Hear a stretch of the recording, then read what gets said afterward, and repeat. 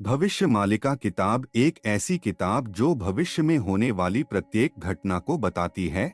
यह एक ऐसी किताब है जिसे 600 साल पहले ही कोरोना महामारी के बारे में बता दिया था। यहाँ तक कि जापान के अर्थक्वेक और तीसरे विश्व युद्ध के बारे में भी इस ग्रंथ में भी संपूर्ण घटना लिखी हुई है। इसके तो आप में आने वाली विश्व की हर आपदा का संक्षेप में वर्णन लिखा हुआ है। 2020 में दुनिया का विनाश शुरू हो चुका है। भविष्य मालिका एक ऐसा अनसुलझा पहलू या रहस्य कहा जा सकता है जिसमें आने वाले समय की सभी घटनाओं को देखा जा सकता है।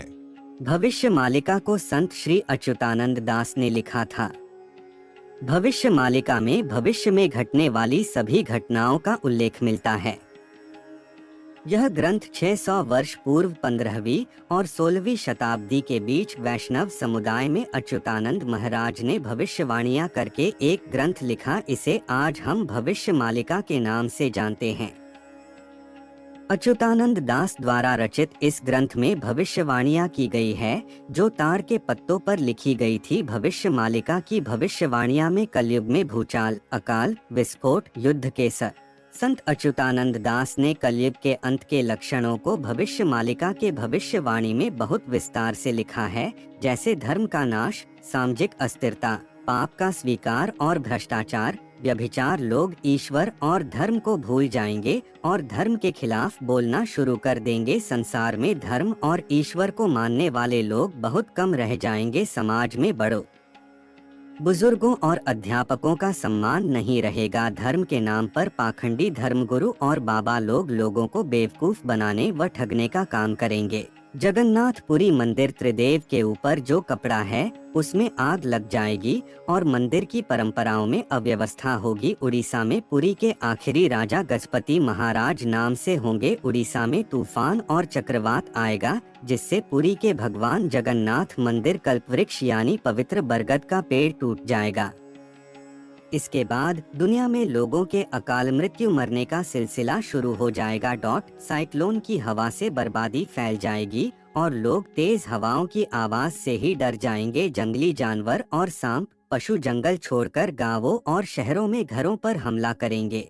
भविष्य मालिका कहती है कि दुनिया में अनेकों भागों में प्राकृतिक आपदा तबाही मचाते दिखाई देंगी। कई देशों में बड़े भूकंप आएंगे तो कहीं जानलेवा सुनामी, कहीं बहुत ज्यादा बारिश से बाढ़ होंगी तो कहीं भयंकर सूखा पड़ेगा। लोग पानी के लिए तरस जाएंगे।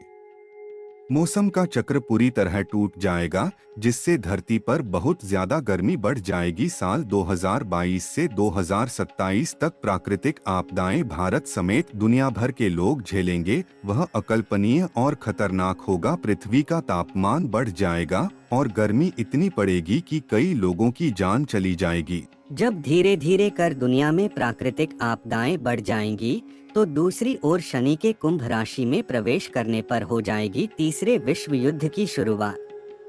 तीसरे विश्व युद्ध की नींव 2022 में ही रखी जाएगी और 2025 में भीषण युद्ध में तब्दील हो जाएगी। यह टकराव महाशक्तिशाली देशों के बीच होगा। यह विश्व युद्ध 6 साल 6 महीने चलेगा। इससे दुनिया 2 भागों में बंट जाएगी।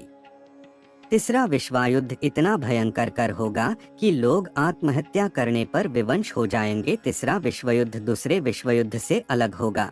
भविष्य मालिका के अनुसार चौथा महायुद्ध या कहें कि धर्मयुद्ध धर्म और अधर्म के बीच होगा। कलयुग के अंत में जिन लोगों ने महाभारत के युद्ध में भाग नहीं लिया था वे सभी इस महायुद्ध में भाग लेंगे और भगवान कल्कि का साथ देंगे। भविष्य मालिका के अनुसार चौथा धर्मयुद्ध महाविनाश लाएगा।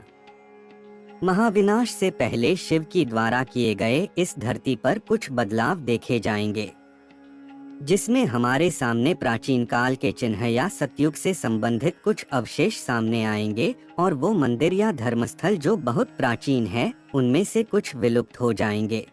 भविष्य मालिका के पहले पेज पर लिखा है कि यह किताब केवल बुद्धिमान लोगों के लिए है, यह किताब मूर्खों के लिए नहीं है। कुछ लोग इसे आधुनिक काल का लिखा हुआ मानते हैं पर यह सत्य नहीं है। इस किताब में लिखा है कि मूर्ख इससे दूर रहे।